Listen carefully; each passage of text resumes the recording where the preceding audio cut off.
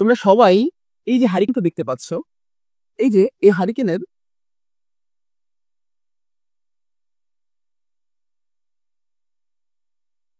দেখো, এই যে একটা স্ক্রু, এই স্ক্রুটার উপরে কোনো ধরনের ময়লা নেই, অথচ এই স্ক্রুটার উপরে অনেক ময়লা জমে গেছে। এই ময়লাটা কি জানো? এই ময়লাটাকে বলা হয় মরিচা। তো চলো আজকে জেনে আসি তোমাদের টিচারের ক্লাস থেকে কেন লোহার উপরে মরিচা পড়ে। আচ্ছা, আমরা এই যে লোহায় মরিচা ধরা দেখছি না, অনেকে জং বলে থাকি। জি স্যার, দেখছি। হ্যাঁ, তো এই মরিচা ধরা এটাও কিন্তু এক ধরনের পদার্থ। এটা কি হয়, যে ধূসর কালচে রঙের লোহার তৈরি রড কিছুদিন যদি আমরা বাইরে রেখে দিই, তখন কি দেখবো আস্তে আস্তে এর উপর দিয়ে একটা লালচে বাদামি বাদামি একটা লেয়ার করেছে। এটাকে আমরা বলতেছি মরিচা। লোহার রড মানে কি? লোহা তো একটা মৌলিক পদার্থ, তাই না? ধরো এটা হলো লোহার রড।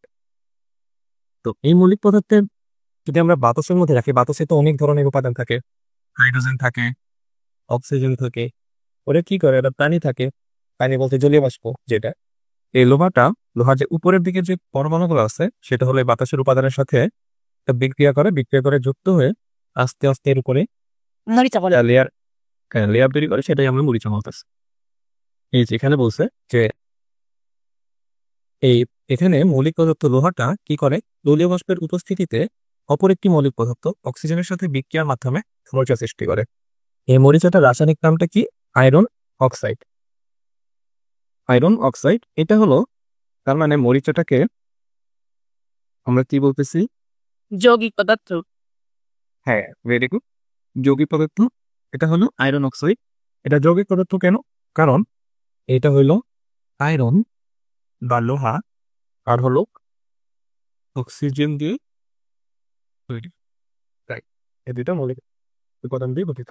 আচ্ছা, তোমরা তো জানতে পারলে যে লোহার উপর কেন মরিচা পড়ে, আর এই মরিচা কিভাবে লোহাকে ধীরে ধীরে ক্ষয় করতে থাকে। তো তোমাদের কাছে এখন আমার একটা প্রশ্ন, বলো তো, লোহার এই মরিচা পড়াকে আমরা কিভাবে প্রতিরোধ করতে পারি? তোমাদের এই প্রশ্নের উত্তর করার জন্য তোমাদেরকে ছোট্ট একটা হিন্ট দিব। তোমরা সবাই এই যে হারিকেনটা দেখতে পাচ্ছ, এই যে এই হারিকেনের কিছু অংশে মরিচা পড়ে গেছে, কিন্তু বেশিরভাগ অংশেই মরিচা পড়েনি। আশা করি তোমরা এখন উত্তরটি দিতে পারবে যে কেন এই হারিকেনের কিছু অংশ মরিচা পড়েছে এবং কিছু অংশ মরিচা পড়েনি, আর কিভাবেই বা আমরা মরিচা পড়া প্রতিরোধ করতে পারি।